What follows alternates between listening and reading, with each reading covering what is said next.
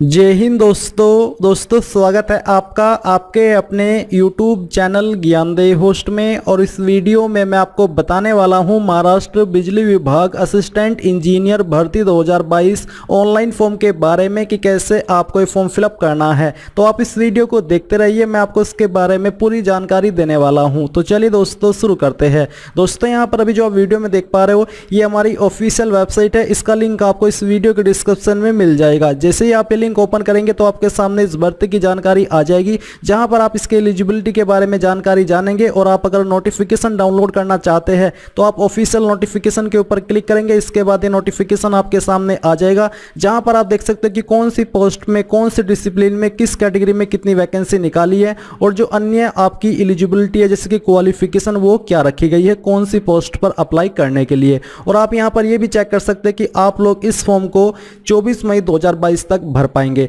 तो ये सब जानकारी आपको चेक करने के बाद में अगर आपका इंटरेस्ट है इसमें और आप एलिजिबल है तो आपको यहाँ पर अप्लाई ऑनलाइन पर क्लिक करना है। इसके ऊपर क्लिक करने के बाद में आपके सामने यहाँ पर ये इंटरफेस आ जाएगा। अब आपको यहाँ पर आने के बाद क्या करना है, आपको click here for new registration यहाँ पर क्लिक करना है। इस वेबसाइट को आप मोबाइल में लैंडस्केप मोड में ही ओपन कर पाएंगे, यानी कि जैसे कि आप मोबाइल में गेम खेलते हैं इस वे में आपको इस वेबसाइट को ओपन करना है। अब आपके सामने बेसिक इन्फो में पहले आपको आपका फर्स्ट नेम एंटर करना है। फर्स्ट नेम को दोबारा डाल करके वेरीफाई करना है। मिडिल नेम है तो यहाँ पर डाल दीजिए, नहीं तो खाली छोड़ दीजिए। फिर आपको यहाँ पर आपका लास्ट नेम एंटर करना है। लास्ट नेम को दोबारा डाल करके वेरीफाई करना है। अपना मोबाइल नंबर एंटर करना है। मोबाइल नंबर को दोबारा डाल करके वेरीफाई करना है। अगर आप कोई अन्य नंबर देना चाहते तो यहाँ पर दे सकते हैं, नहीं तो आप इसको खाली भी छोड़ सकते हैं। फिर आपको यहाँ पर अपनी ईमेल आईडी का सिर्फ एड्रेस डालना है। आपको यहाँ पर अपनी एड्रेस सिलेक्ट कर लेना है, यानी कि ईमेल आईडी का। और फिर डोमेन नेम को के ऊपर क्लिक करके ये बताना कि आपकी ईमेल कौन से डोमेन पर है। जैसे कि मेरी ईमेल gmail.com पर है तो मैं यहाँ से gmail.com सेलेक्ट कर लेता हूँ। फिर आपको अपनी ईमेल आईडी को पूरी की पूरी यहाँ पर एंटर कर देनी है और इस बार कोई डोमेन नेम सेलेक्ट करने की आपको आवश्यकता नहीं है। ये करने के बाद आपने यहाँ पर जो भी जानकारी भरी है इनको चेक करना है, ये सिक्योरिटी कोड एंटर करना है और सेव एंड नेक्स्ट के ऊपर क्लिक करना है। अब यहाँ पर आप देखेंगे कि जो आपका रजिस्ट्रेशन है वो हो चुका है और आपको इसकी जानकारी यहाँ पर भी दी गई है और सेम जानकारी आपको मेल मैसेज के माध्यम से सेंड कर दी है। अब इस सेक्शन में आपको फोटो एंड साइन अपलोड करना है, तो आपको चूज फाइल के ऊपर क्लिक करना है और जहां पर भी आपका फोटो है वो आपको सिलेक्ट करना है। मैं आपको यहां पर एक डेमो के लिए इमेज अपलोड करके दिखाता हूं। तो चलिए हम यहां पर आते हैं और इस इमेज को मैं यहां से सेलेक्ट कर लेता हूं। आपको बस इमेज में ध्यान देना है कि आपके फोटो का साइज 20 से 50 KB के बीच में रहना चाहिए, तभी ये अपलोड हो पाएगा। इसके बाद आपको यहां पर नीचे टिक करना है कि हाँ ये मेरा फोटो सही है और वैलिड है। अब आपको सिग्नेचर अपलोड करना है। सिग्नेचर का साइज 10 से 20 KB के बीच में रहना चाहिए। तो आपको फाइल सेलेक्ट करनी है और यहां से ओपन कर देनी है। ओपन करने के बाद में यहां पर टिक करना है और नीचे नेक्स्ट के ऊपर क्लिक कर देना है। नेक्स्ट के ऊपर क्लिक करने के बाद आपके सामने यहां पर इस सेक्शन आ जाएगा, सेक्शन 3। और इसमें आपको सबसे पहले डोमिसाइल हो महाराष्ट्र स्टेट। अगर आप महाराष्ट्र के स्थायी निवासी है तो आप यहां पर यस करेंगे, अगर नहीं है तो आप यहां पर नो कर देंगे। अगर आप यहां पर नो करते हैं इसका मतलब यह कि आप इसमें अप्लाई करने के लिए एलिजिबल नहीं है, यानी कि इसमें महाराष्ट्र के कैंडिडेट ही अप्लाई कर पाएंगे। तो चलिए हमने यहाँ पर यस किया। यस करने के बाद एडवर्टाइजमेंट अप्लाइड फॉर, आपको यहाँ पर ये एडवर्टाइजमेंट सिलेक्ट कर लेना है। पोस्ट अप्लाइड फॉर, आप कौन सी पोस्ट के लिए अप्लाई कर रहे हैं। यहाँ पर दोस्तों आपको सभी पोस्ट के नाम दिए हैं, जिस भी पोस्ट पर आपको अप्लाई करना है, जिस भी डिसिप्लिन में, वो आपको यहाँ पर सिलेक्ट करना है। तो चलिए हम यहाँ पर ये सिलेक्ट कर लेते हैं। इसके बाद दोस्तों कैटेगरी ऑफ कैंडिडेट, आपकी कौन सी कैटेगरी है, तो जो भी आपकी कैटेगरी है वही आप यहाँ पर सिलेक्ट कर लीजिए। इसके बाद post applied under which category, यानी कि जो आपने ऊपर कैटेगरी दी है तो आपकी खुद की सोशल कैटेगरी है और नीचे है कि आपको कौन सी कैटेगरी में अप्लाई करना है, वो कैटेगरी आप यहां पर सिलेक्ट कर लीजिए। इसके बाद सबकास्ट, आपकी जो भी सबकास्ट है वो यहां पर आपको एंटर कर देनी है। फिर आता है क्या आप विकलांग है और आपकी विकलांगता 40% या उससे ज्यादा है, अगर हाँ तो यस, नहीं तो आपको नो करना है। अगर आप यस करते हो तो आपको टाइप ऑफ डिसेबिलिटी, सब टाइप ऑफ डिसेबिलिटी, इन सभी क्वेश्चंस के आंसर आपकी एलिजिबिलिटी के अकॉर्डिंग करने हैं। अगर आप विकलांग नहीं है तो नो करके आगे बढ़ जाइए। और यहाँ पर जो आपको आंसर करना है सभी कैंडिडेट को वो है कि whether processing caste certificate issued by the appropriate authority of government, यानी कि अगर आप SC/ST कैंडिडेट है तो क्या आपके पास कास्ट सर्टिफिकेट है,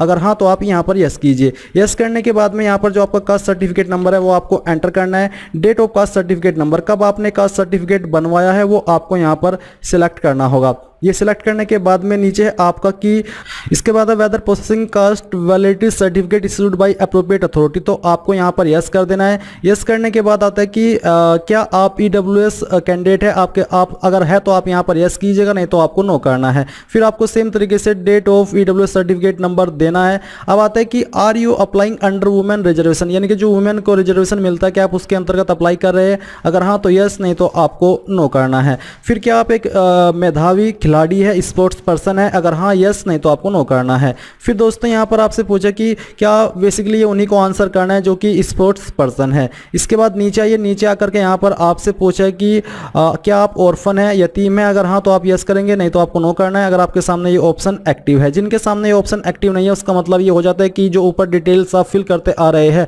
उसके अकॉर्डिंग ये आपके ऊपर लागू नहीं होता। अब आपसे पूछा कि क्या आर यू डिपार्टमेंटल कैंडिडेट हो, अगर आप हो तो आपको यहाँ पर यस करना है, नहीं तो नो कर देना है। फिर आपसे पूछा कि have you crossed the prescribed upper age limit during Covid pandemic, क्या आपने 1/3/2020 से लेकर के 17/12/2021 के बीच जो आपकी एज लिमिट है वो क्रॉस की है, अगर हाँ तो यस, नहीं तो आपको नो करना है। नो करने के बाद में यहाँ पर नीचे आइए, यहाँ पर नेशनलिटी में इंडियन रहेगा। अब आपसे पूछा कि सेंटर ऑफ एग्जाम्शन प्रेफरेंस, आप एग्जाम के लिए कौन सी प्रेफरेंस देना चाहते हैं वो आपको सिलेक्ट करना है।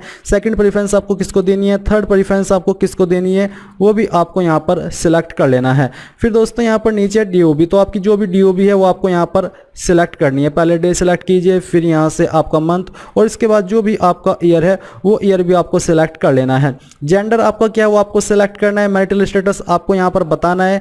फादर नेम यहाँ पर एंटर करना है, मदर नेम यहाँ पर एंटर करना है। अगर शादी हो चुकी है यानी कि आपका स्टेटस अनमैरिड के अलावा अन्य कोई स्टेटस है तो आप यहाँ पर आपके पति पत्नी का नाम देंगे।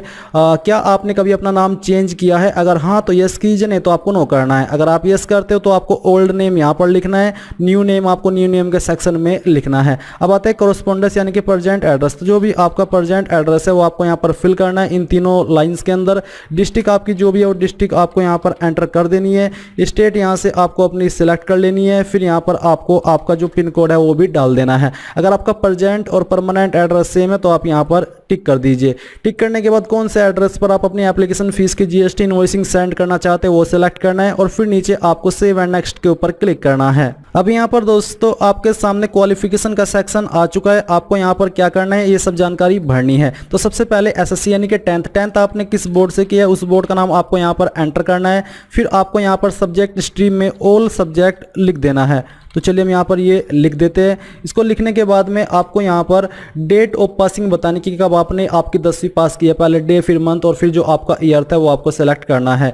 इसके बाद दोस्तों यहाँ पर आता है आपका mode of education. Mode of education में full time, part time, distance. अगर आपने रेगुलर की है तो आप फुल टाइम सेलेक्ट कर लेंगे। परसेंटेज आपकी कितनी थी वो यहाँ पर आपको एंटर कर देनी है। इसके बाद सेम तरीके से आपको यहाँ पर आपकी 12वीं की जानकारी देनी है कि आपने 12वीं कौन से बोर्ड से की है। सब्जेक्ट स्ट्रीम में आपको बताना है कि आपने PCM से की है, PCB से की है, आर्ट से की है या फिर कॉमर्स से की है।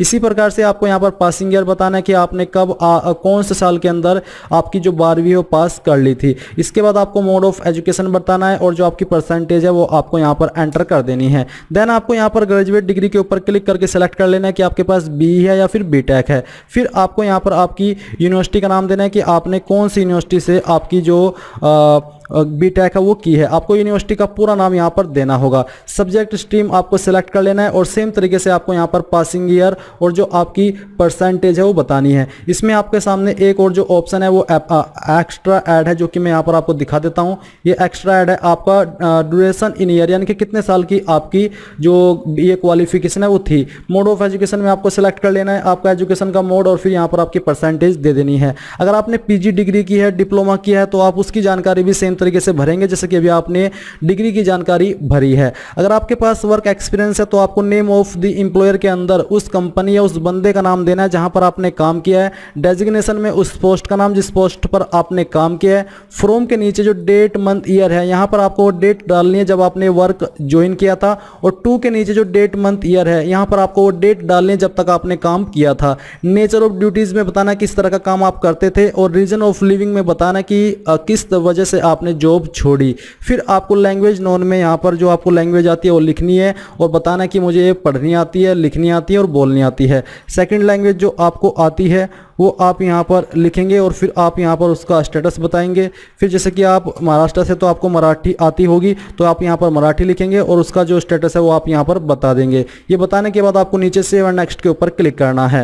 अब यहाँ पर आपके सामने आपके फॉर्म का प्रीव्यू आ चुका है। आपको सभी जानकारी वेरीफाई कर लेनी है। वेरीफाई करने के बाद में यहाँ पर नीचे आना है और आई एग्री के ऊपर क्लिक करना है। इसके बाद कंप्लीट रजिस्ट्रेशन के ऊपर आप क्लिक करेंगे और यहाँ से ओके कर देंगे। इसके बाद फिर से एक बार ओके करें और इसके बाद आपको यहाँ पर लेफ्ट थंब इंप्रेशन अपलोड करना है, यानी कि बाएं अंगूठे का निशान अपलोड करना है। तो चूज फाइल के ऊपर क्लिक करें और जहां पर भी आपका ये निशान है अंगूठे का वो आपको फाइल यहां पर सिलेक्ट कर लेनी है। ये सिलेक्ट करने के बाद आप यहां पर ओपन करेंगे तो आपकी फाइल यहां पर आ जाएगी। आप इसको वेरीफाई करके ओके करेंगे। अब आपको यहां पर हैंड रिटन डिक्लेरेशन अपलोड करना है। अब इसमें आपको क्या लिखना है मैं आपको बता दूं कि जो मैंने लिंक दिया है वीडियो के डिस्क्रिप्शन में हमारी वेबसाइट का, मैं यहीं पर जो हैंड रिटन डिक्लेरेशन है वो ऐड कर देता हूं। वो लाइन आपको एक कोरे कागज पर लिखनी है, नीचे साइन करना है और फिर उसको इमेज के रूप में यहां पर आपको अपलोड कर देना है। फिर ये सिक्योरिटी कोड एंटर करना होगा। यहां पर आपको सिक्योरिटी कोड दिए है। ये सिक्योरिटी कोड अलग है, जैसे कि list of documents, this is for information only, if called for document verification candidate should necessarily bring the following documents, यानी कि इंफॉर्मेशन के रूप में ये जानकारी आपको दी है। अगर आपको सिलेक्शन हो जाता है तो आपको ये डॉक्यूमेंट्स बनवा करके रख लेने। इन सभी डॉक्यूमेंट की आवश्यकता आपको पड़ने वाली है। जो भी डॉक्यूमेंट्स आपके ऊपर लागू है वही डॉक्यूमेंट्स आप तैयार करके रख लीजिएगा। अब आपको यहाँ पर ये सिक्योरिटी कोड फिल करने के बाद सेव एंड नेक्स्ट के ऊपर क्लिक करना है। अब यहाँ पर दोस्तों आपको फीस जमा करनी है। तो फीस आप किस माध्यम से जमा करना चाहते हैं, पेटीएम या फिर बिलडेस्क। बिलडेस्क का मतलब है जहां पर आपको सभी तरह के ऑप्शन मिलते हैं। तो मैं सिलेक्ट करता हूं, सिक्योरिटी कोड एंटर करता हूं और सबमिट के ऊपर क्लिक करके यहां से ओके कर देता हूं। ओके करने के बाद में आपके सामने जो बिलडेस्क है वो आ जाएगी, जहां पर आपको सभी तरह के ऑप्शन मिलते हैं, जैसे कि credit card, debit card, other bank का debit card, internet banking, wallet, cash card. तो यहाँ पर जिस भी माध्यम से चाहे आप अपनी एप्लीकेशन फीस जमा कर सकते हैं। जैसे ही आप अपनी फीस जमा कर देंगे आपको इसी वेबसाइट पर रिडायरेक्ट किया जाएगा जहां से आपने फॉर्म फिल करना स्टार्ट किया था और आप अपने फॉर्म का फाइनल प्रिंट आउट ले पाएंगे। इस प्रकार से आप लोग महाट्रांस असिस्टेंट इंजीनियर ऑनलाइन फॉर्म 2022 को भर पाएंगे। आई होप ये प्रोसेस आपको पसंद आया होगा। अगर आया है तो आप इस वीडियो को लाइक, शेयर और आपके अपने यूट्यूब चैनल ज्ञानदेव होस्ट को सब्सक्राइब करके बेल आइकन को ऑन कर ले। Thanks for watching. जय हिंद।